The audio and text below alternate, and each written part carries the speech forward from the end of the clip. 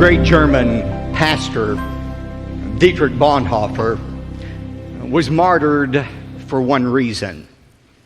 The Nazis killed this pastor because he got involved in politics. Unlike the majority of pastors, Christian pastors in Nazi Germany who remained silent under the reign of terror of Adolf Hitler, Dietrich Bonhoeffer could not remain silent.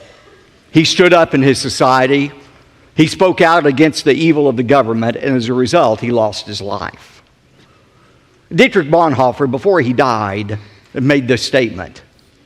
He said, "Only he who believes is obedient, and only he who is obedient truly believes."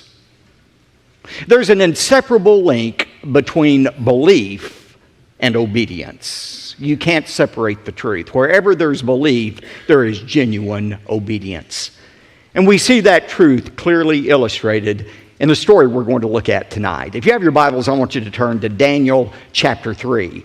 God gave Daniel the ability, remember, to interpret the dream of the evil king Nebuchadnezzar. And when Daniel recounted the dream and explained it to Nebuchadnezzar, remember Nebuchadnezzar's response? He fell down. He worshiped the God of Daniel, the Yahweh, the true God. And not only that, he elevated Daniel and his friends, Shadrach, Meshach, and Abednego, to places of prominence, of rulership in the Babylonian country. Now that was his first response, to worship God. But then in tonight's story, which takes place shortly after chapter 2, we see Nebuchadnezzar having a more humanistic response to this vision, a vision that said basically, Nebuchadnezzar, your days are numbered as king of Babylon.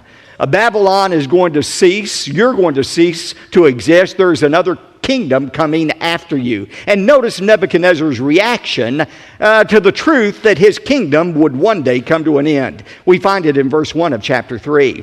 Now Nebuchadnezzar, the king, made an image of gold, the height of which was 60 cubits. A cubit is about 1.5 feet. So it was a statue 90 feet high. Its width was 6 cubits or 9 feet. And he set it up on the plain of Dura in the province of Babylon. As Nebuchadnezzar thought about this dream and thought about the end of his kingdom, he said, you know what? I'm going to do whatever I can to prevent the end of my kingdom. I'm going to take matters into my own hands. I'm going to see if I cannot somehow thwart the sovereign will of God. And Nebuchadnezzar's motivation in this was not religious or spiritual. He didn't want people to worship him as God.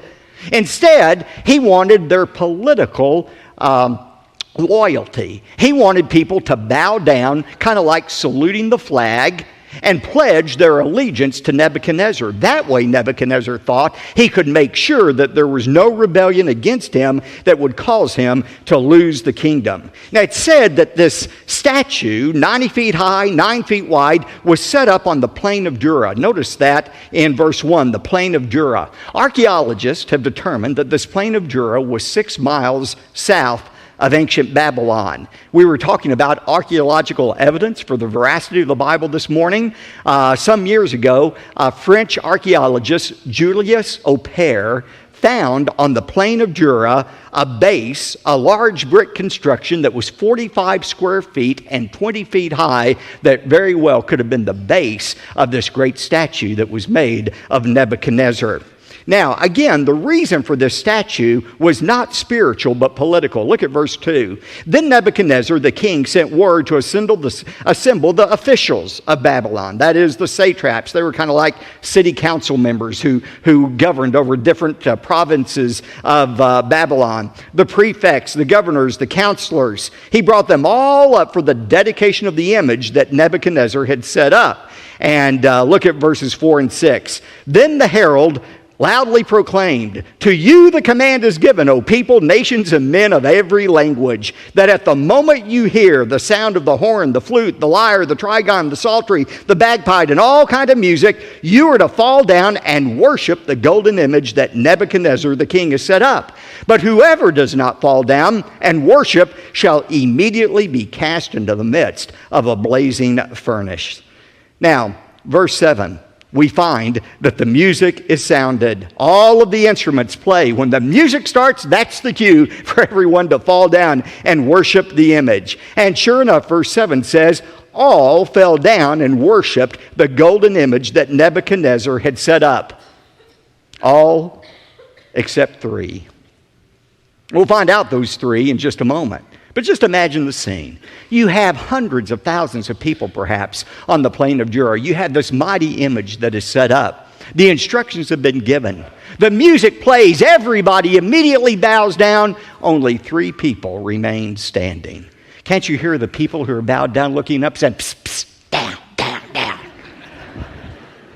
But they wouldn't bow down before this image that had been set up. So notice the accusation that's made against these 3 in verse 8. For this reason, at that time, certain Chaldeans, that is, part of the king's court, these people who lived in southern Babylon, came forward and brought charges against the Jews, these 3 Jews who refused to bow down. Look at verses 10 to 12, what the charges were. They reminded in verses 10 and 11 Nebuchadnezzar of what he had ordered, and then look at verse 12. Here's the charge. This is what they said to Nebuchadnezzar. There are certain Jews whom you have appointed over the administration of the province of Babylon, namely Shadrach, Meshach, and Abednego.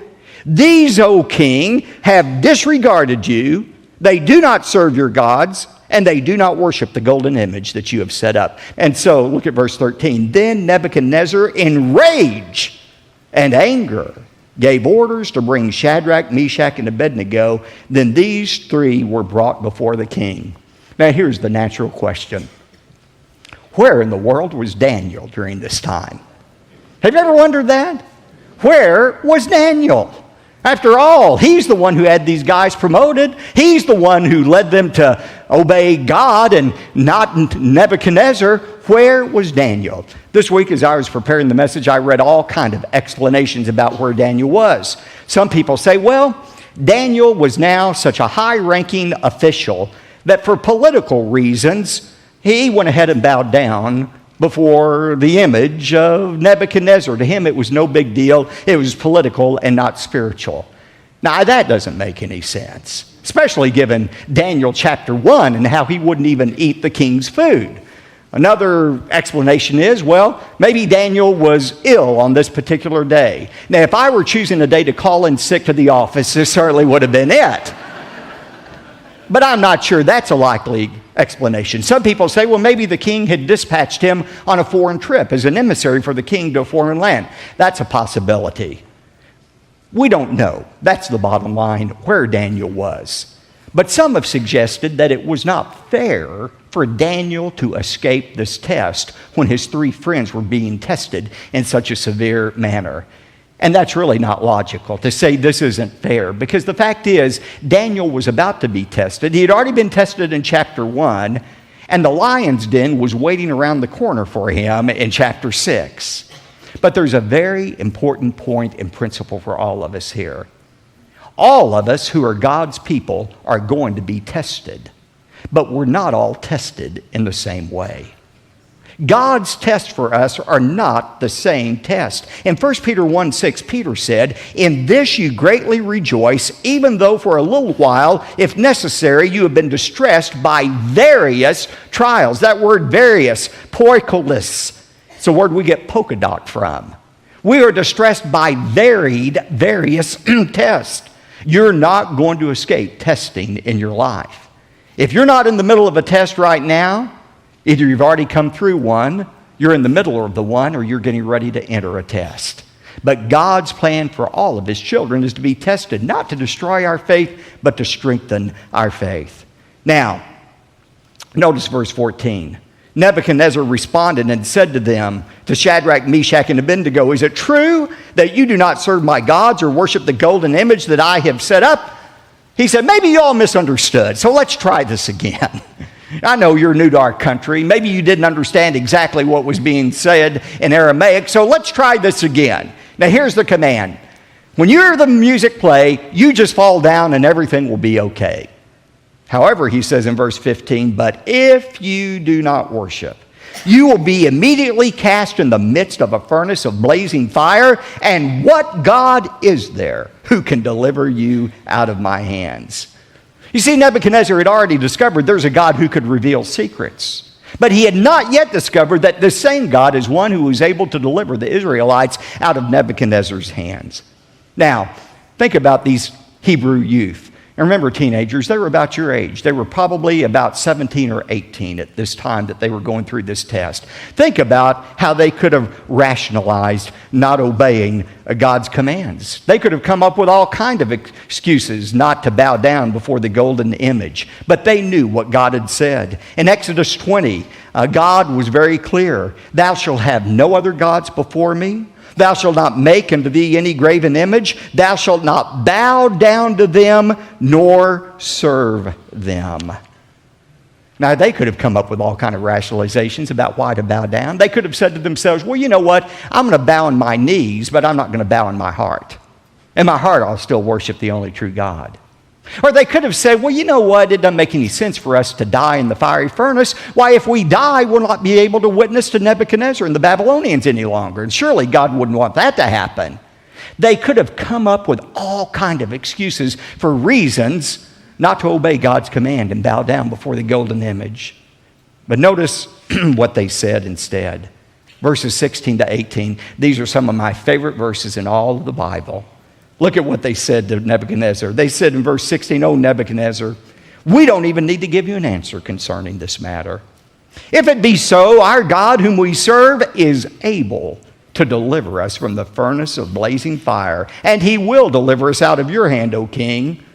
But underline this verse 18, "But even if he does not, let it be known to you, O king, that we are not going to serve your gods or worship the golden image that you have set up."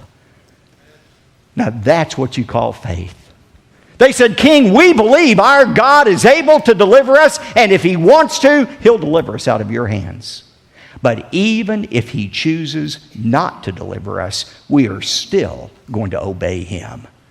Ladies and gentlemen, that is faith. Obedience to God in spite of the circumstances. It's not always God's will to deliver us out of trials. It wasn't God's will to deliver Jesus out of suffering, or Peter, or Paul, or most of the apostles. God's will for them was death, but they still obeyed God. This is the perfect demonstration of what true faith is, obeying God regardless of what he does. Now look at verse 19, the execution of the sentence. "Then Nebuchadnezzar was filled with wrath, and his facial expression was altered toward Shadrach, Meshach, and Abednego." His face was just contorted. He was so angry. And he answered by giving orders to heat the furnace 7 times more than it was usually heated. The Aramaic here means Nebuchadnezzar was as angry as he could have been under the circumstances. And his anger, like anger always does, caused him to do something very irrational. You know, when you're angry, you are literally out of your mind. And that's what Nebuchadnezzar was, because he does a very irrational thing. He says, "I want that furnace heated up 7 times the normal heat." Now think about it. If he was really angry, as he was with these 3 men, he wouldn't want the temperature raised. He'd let it stay at the normal temperature so that they would suffer as long as possible in that furnace instead of being consumed immediately by it being 7 times hotter than it usually was.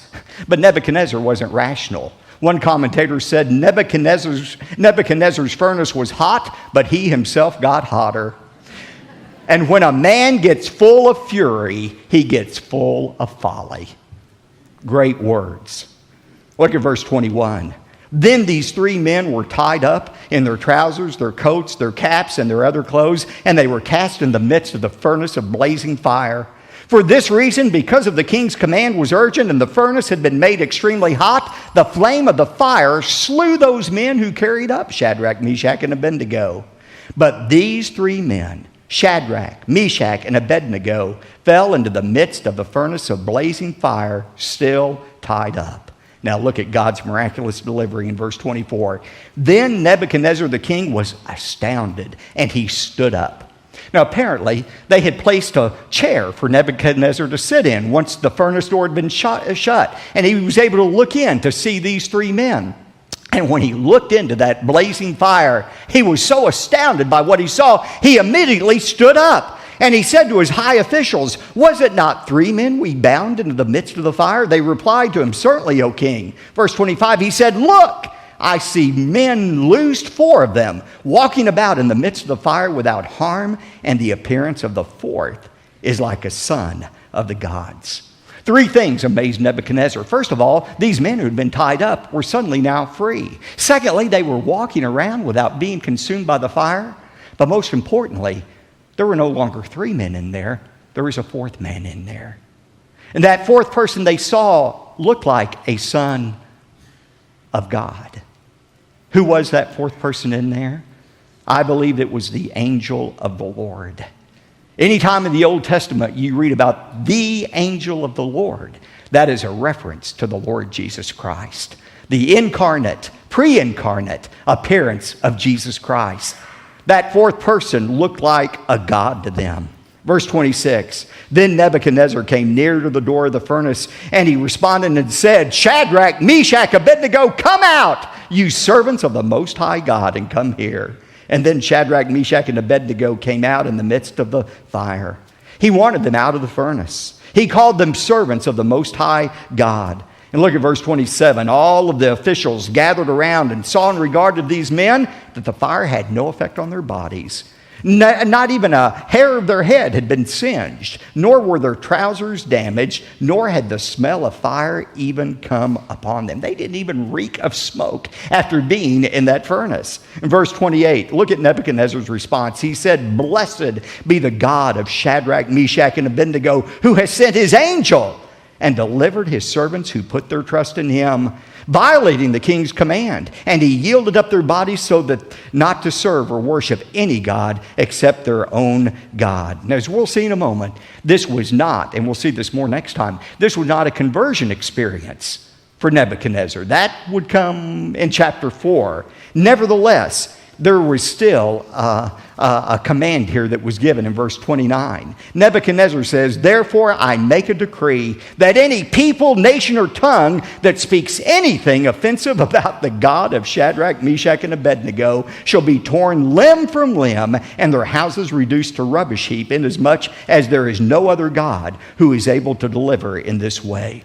Now notice, Nebuchadnezzar did not denounce all other gods. He simply recognized that the God of these 3 Hebrew youth was a legitimate God, and in fact, he was a superior God to any other God he knew of, because this was a God that was able to deliver these Hebrews out of Nebuchadnezzar's hands. Now, as impressive as a comment that is, God is not impressed by it. See, God is not content to be named among other gods. God is not impressed when we say, "Oh, I believe in the God of heaven, the God of the Bible, but I believe in other gods as well." I'm saying this often right now as I go around our country. What we call plurality in our country, the worship of many gods, what we celebrate as tolerance and plurality, God has another name for. It's idolatry. The First Amendment of our Constitution has not replaced the first commandment of God. God said, "You shall have no other gods before me." God commands our exclusive worship. He has no tolerance for any false gods or any false idols. And by the way, a false idol, a false god doesn't have to be a wooden statue. As I heard my friend David Jeremiah say today, we have American idols as well. Those American idols sometimes are money. We bow down before money. We worship money. Sometimes it's pleasure, entertainment. Sometimes it's sports. Sometimes it's scholastic achievements. But God is a jealous God. He said, "You worship me exclusively." That's the kind of worship our God demands. Now, why is this story important? It's important for 3 significant reasons. First of all, this story sets the stage for Nebuchadnezzar's conversion in the most dramatic way we're going to see next time. But secondly, this story foreshadows God's protection of Israel. Just as God protected Shadrach, Meshach, and Abednego from the fiery furnace, so God would supernaturally protect Israel during these 70 years of captivity in Babylon. And God will continue to protect his people until the end of time. I was in New York this past week. I was there Wednesday for the most holy day of the Jewish calendar, Yom Kippur.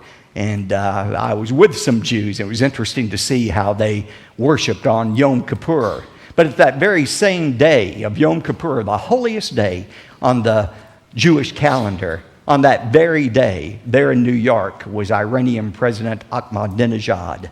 And there he was in the UN, breathing threats against Israel. Monday of that week in New York, he said, Israel will be eliminated from the face of the earth. Now, I'm going to make to you a prophecy that I promise will come true. This is an absolute 100% prophecy that will come true. President Ahmadinejad will be eliminated before Israel is eliminated. You can rest assured, because Israel is God's nation, and Israel has the promise of God's protection. God protected them for 70 years during that Babylonian captivity, and he will protect them until the end of time.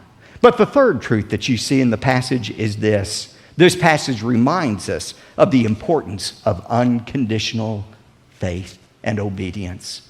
Remember, true faith is not believing God is going to do what we want him to do. True faith is the resolve to obey God in spite of the circumstances. It's the faith that Job expressed when he said, though he slay me, yet will I trust in him. Only he who is obedient believes, and only he who believes is truly obedient.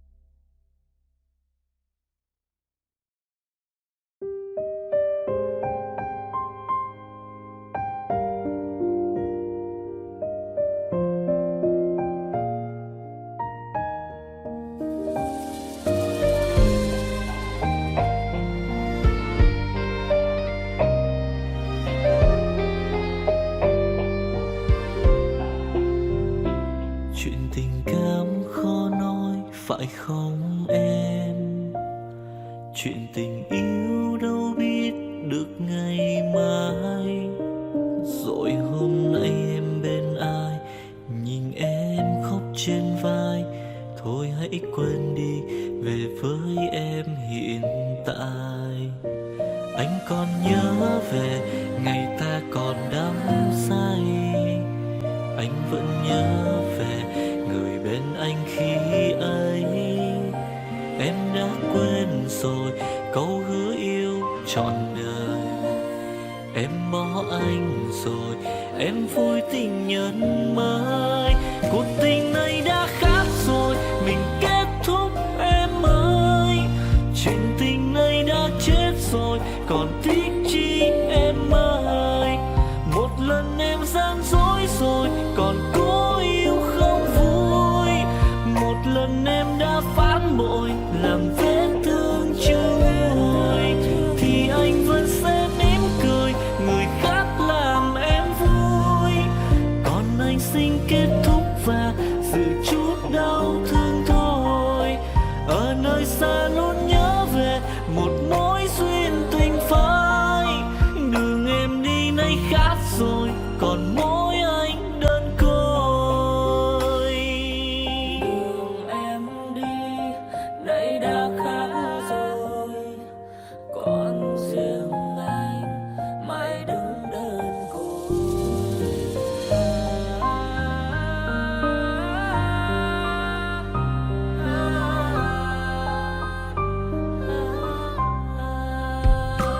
Anh còn nhớ về ngày ta còn đắm say, anh vẫn nhớ về người bên anh khi ấy.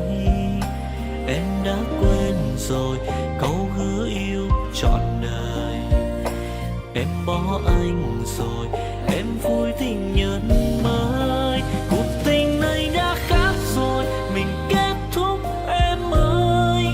Chuyện tình này đã chết rồi, còn tiếc chi em ơi.